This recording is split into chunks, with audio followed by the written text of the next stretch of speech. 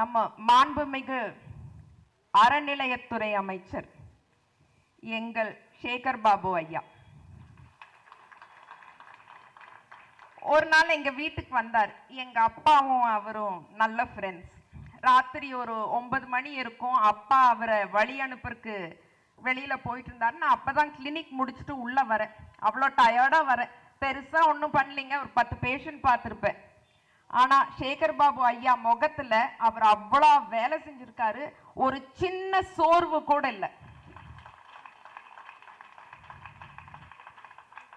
எங்க அப்பா சொல்றாரு, அப்ப நான் அரசியலுக்கு வரல, நீ அரசியலுக்கு வந்தா சேகர் பாபு ஐயா மாதிரி இருக்கணும் அப்படிங்கிறார்.